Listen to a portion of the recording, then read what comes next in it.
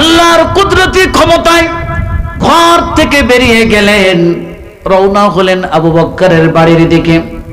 আবু বকরের দরজার সামনে হাজির, দরজায় নক করলেন, আওয়াজ করলেন আবু বকর।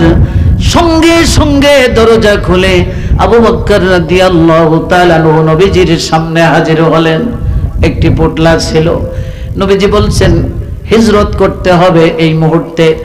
আবু বকর সিদ্দিক রাদিয়াল্লাহু তাআলা নবীজির পিছনে হেঁটে হেঁটে যেতেছেন। নবীজি বললেন, রে আবু বকর, গোটা পৃথিবী নীরব নিস্তব্ধ বিরাজ করেছে, সকলেই ঘুমিয়ে রয়েছে। রে আবু বকর, আমি এসে দরজায় নক করলাম। আবু বকর বলে ডাক দেওয়ার সঙ্গে সঙ্গে দরজা খুলে তুমি বেরিয়ে এসেছো, তুমি কি ঘুমাও নাই? হযরত আবু বকর রাদিয়াল্লাহু তাআলা আনহু বলেন, ইয়া রাসূলুল্লাহ, প্রায় 6 মাস পূর্বে আপনি বলেছিলেন, রে আবু বকর, কাফের বেঈমানেরা যেভাবে অত্যাচার করছে, নির্যাতন করছে, হয়তো হিজরতের হুকুম হতে পারে। আমি যদি হিজরত করি আবু বকর, আমি তোমাকে সঙ্গে নিয়ে যাব। ওই দিন থেকে আর বিছানায় পিঠ লাগিয়ে ঘুমাই না। ইয়া রাসূলুল্লাহ, দরজার সাথে ট্যাক লাগাই, হেলান দিয়ে দাঁড়িয়ে দাঁড়িয়ে ঘুমাই। আর আমার যা কিছু প্রয়োজন পোটলা করে রেখেছি। নবীজি কখন আসবেন? আবু বকর করে ডাকাডাকি করবেন। আমি আবু বকর যদি ঘুমিয়ে থাকি, নবীজি এসে যদি ডাকাডাকি করেন, আমার বেয়াদবি হয়ে যাবে। সেই জন্য আমি প্রস্তুত নিয়ে দরজার সাথে হেলান দিয়ে দাঁড়িয়ে ঘুমাই। সুবহানাল্লাহ। এটা হচ্ছে সাহাবীদের ভালোবাসা।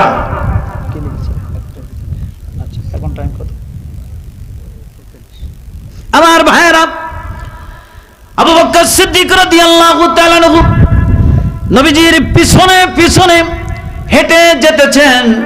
বেশ কিছু দূর যাওয়ার পরে নবীজি বারবার কাবার দিকে তাকাচ্ছেন, আর নবীজির চক্ষু থেকে অশ্রু প্রবাহিত হতেছে।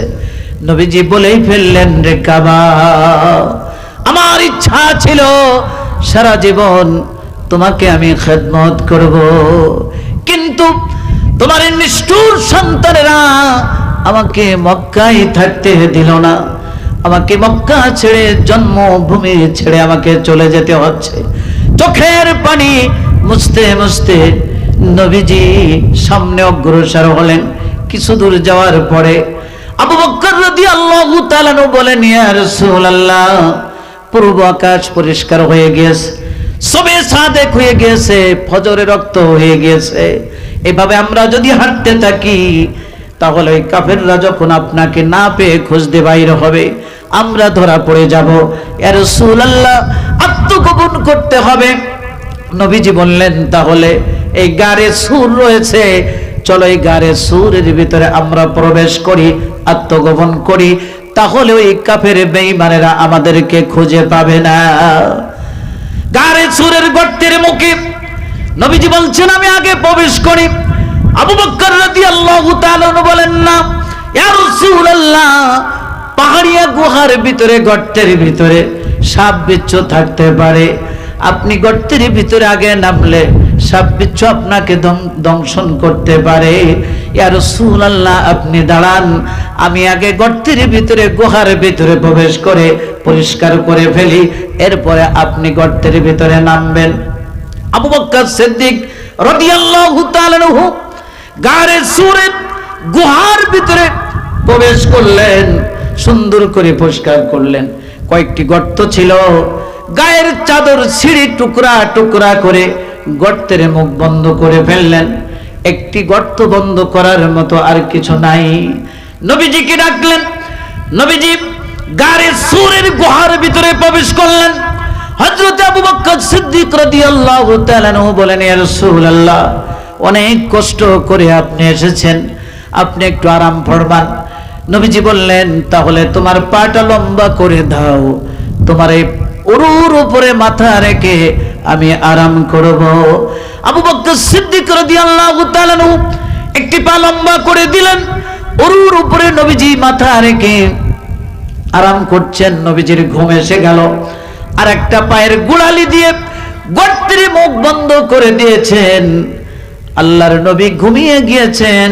আবু বকরের একটি পায়ের গোড়ালি গর্তের মুখে, ওই গর্তের ভিতরে পাহাড়িয়া সাপ ছিল।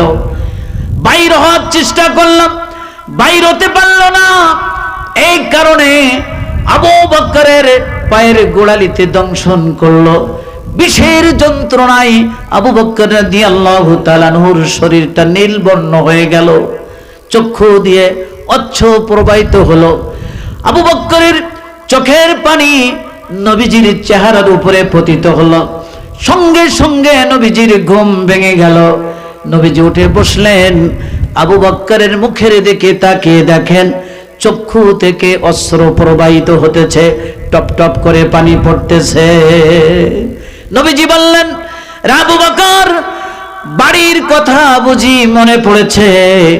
আবু বকর রাদিয়াল্লাহু তাআলা বলেন, না ইয়া রাসূলুল্লাহ, যেদিন আমি আপনার হাতে হাত রেখে বায়াত গ্রহণ করেছি, ঈমানের কালিমা পড়ে মুসলমান হয়েছি, ওই দিন থেকে আমার পিতামাতা, সন্তান সন্ততি এবং দুনিয়াতে যত মানুষ আছে সবার চাইতে ইয়া রাসূলুল্লাহ আমি আপনাকে সব থেকে বেশি ভালোবাসি।